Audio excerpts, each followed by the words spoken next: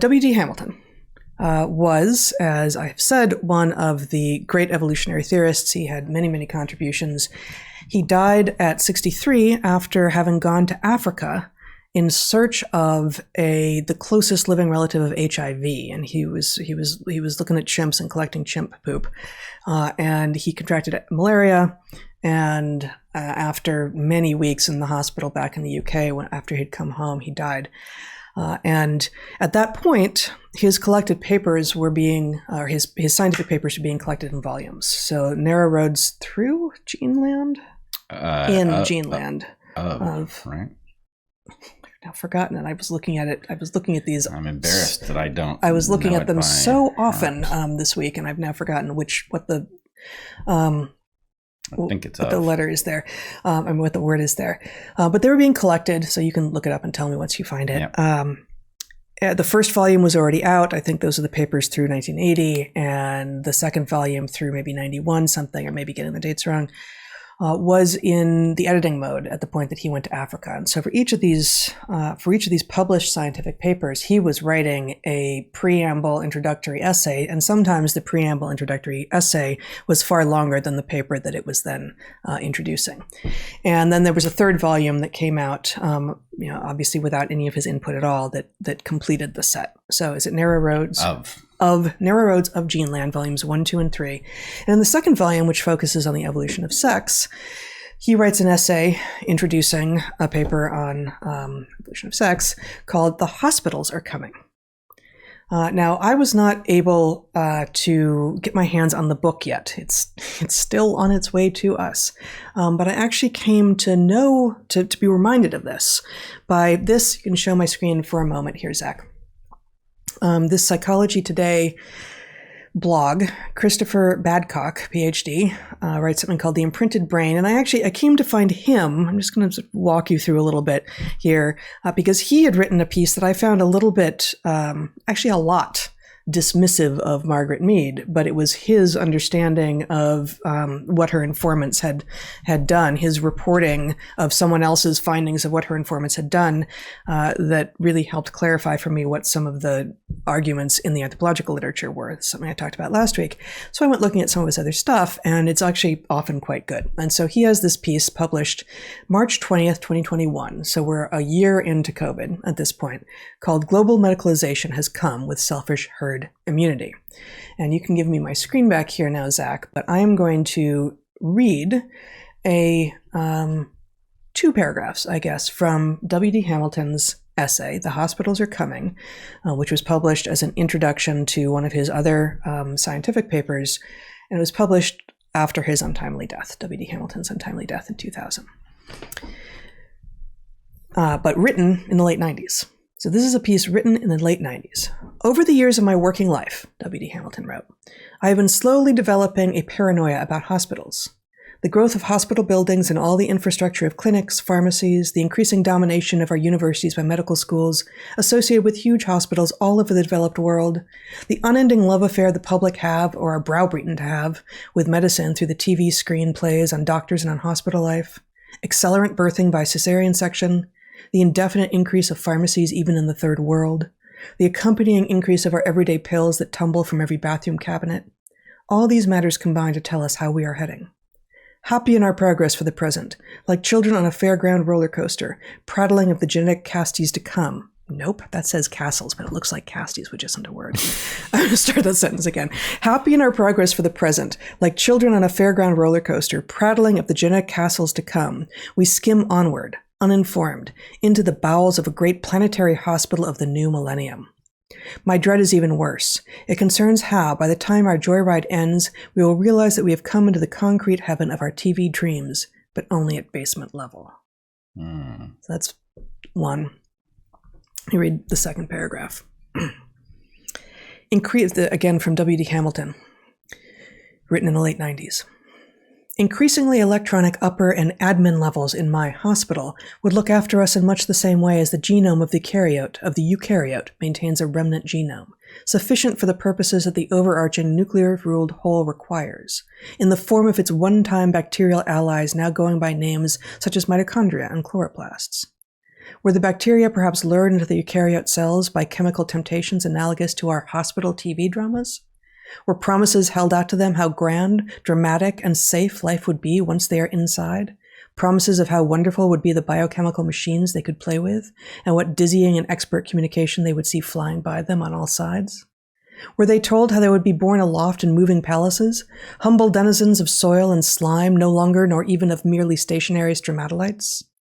There in the new palaces they would be fed, advised, and cosseted by the wisest of guides and companions, chromosomes out of nuclei.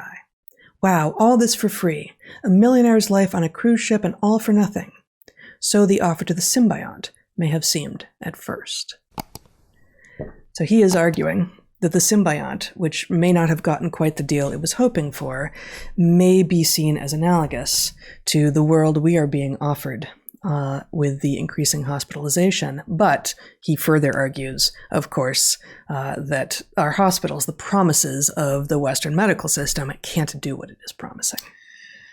It's an odd argument because I agree with him about the hospitals and all of the things associated with them. I don't agree with him about the symbionts.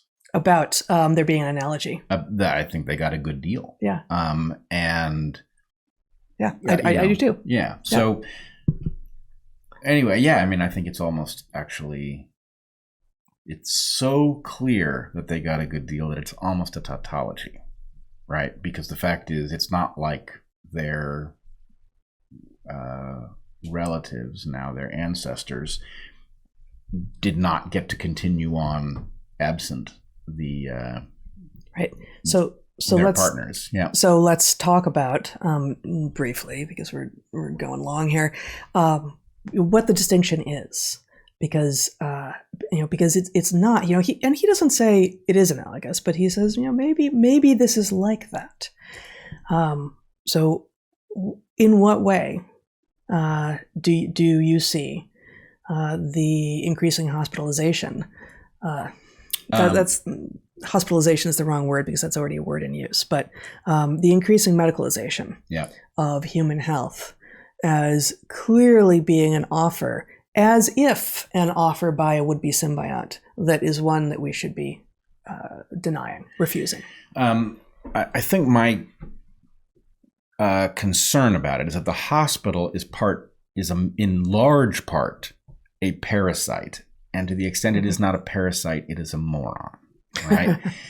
Because it is not paying sufficient heed to the downsides. It'll give you a pill that may indeed have a positive effect on whatever your condition is, and it will fail to measure all of the downsides that you will experience. In other words, if you measure the effect of this pill on that condition, you may see a reduction in pathogenicity, but if you measured all-cause mortality, mysteriously the person might die early, right? And the point is, until you get to the all-cause mortality measure, you don't know that actually you came out ahead for doing away with your disease, and you don't know about the collateral damage of, for example, prescribing antibiotics and creating superbugs that wouldn't otherwise exist and are much harder to get rid of, and so you solved a problem in the short term and you created a problem in the long term.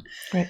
Well, I mean, one of the obvious distinctions, to my mind, is that before two things were symbionts, were in mandatory symbiotic relationship with one another, they both existed. Right. They both had the ability to exist and persist. Right. And they may well have, if the symbiotic relationship has itself persisted, then that is presumably better for both of them. But when you're talking about humans being medicalized by being sort of ever pushed towards greater medicalization, that thing that is medicalization, that is hospitals, that is pharmaceuticals, that is whatever it is, doesn't exist outside of humans. So we are being invited, nay, forced in many cases, to accept as a potential symbiont, if you will, something which we ourselves created, which cannot exist without us, and which does not have the insight or the complexity to do our bidding, especially if we imagine that we are subservient to it. Right. Now, I would argue another way to put that is that at best, a hospital is a necessary evil. And the problem is that the route from necessary evil to self-elaborating parasite is a very short road. And especially when you have a profit-driven entity The point is the perverse incentives make it all but certain that it will make this transition. And the point is the cost will be to your health, right? It doesn't mean that the hospital isn't something you should be tremendously grateful for at the point that you've been in an accident and you're, internally bleeding and there's somebody there who knows what to do about it, right? You should be tremendously grateful. But the point is to have that thing, that there is somebody who knows how to save me from my internal hemorrhage, transmuted into this gigantic conglomerate that will cause you to make Faustian bargains you don't even know you're making. And which further would have you believe that you unto yourself have no ability to heal yourself. Right, exactly. And, we talk about this in our book, even simple things like I broke my arm. Am I better off going to my doctor or avoiding my doctor, right? And at the risk of having the usual things befall us, there is a question about vaccines, right? There's a long schedule of vaccines that we give to very young children who are still involved in development. And the point is, I'm not saying vaccines are bad. In fact, I think they are fantastic in some cases. And in some cases, they are by far our best approach to numerous diseases. But that doesn't mean that inherently vaccine is the right tool for every disease. And it doesn't mean that there aren't important costs. And so really the question is this one justified? Do the cost, benefits, and unknowns add up to this one being something that I should, accept for my child, for example? Yeah, no, I mean, it's a category error, and it's the intentional, I think, in some cases, abuse of the category to confuse people has worked. It's like, well, vaccine is an amazing concept, and some vaccines are brought into the world and are amazing. Therefore, the implicit part of the argument goes as it squirrels away underground. If you critique any vaccine, you're anti-vax. And this is like saying, I like dinner because dinner nourishes me. And now it's 9 a.m. and you say, I need some nourishment. You're going to need dinner. But it's not, nope, you're going to need dinner because dinner is the thing. Actually, I feel like this is a category problem again, and that would be one with no ramifications that matter at all.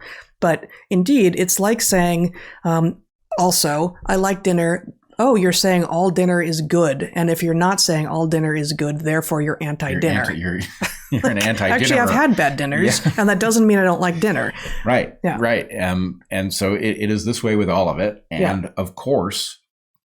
If you're going to have a prayer of making the right choices in a landscape in which you have a tremendous number of medical things that you could accept or reject, if you were going to make good choices, you would want an expert working on your behalf. You would want a doctor, and you would want that doctor informed by a system that did not have perverse incentives in it. Yes. And the point is, our system is so riddled with perverse incentives that why you think you're getting anything like information in the first place is not clear, right? That's right. It's a system so broken it's guaranteed to fail, as it does repeatedly.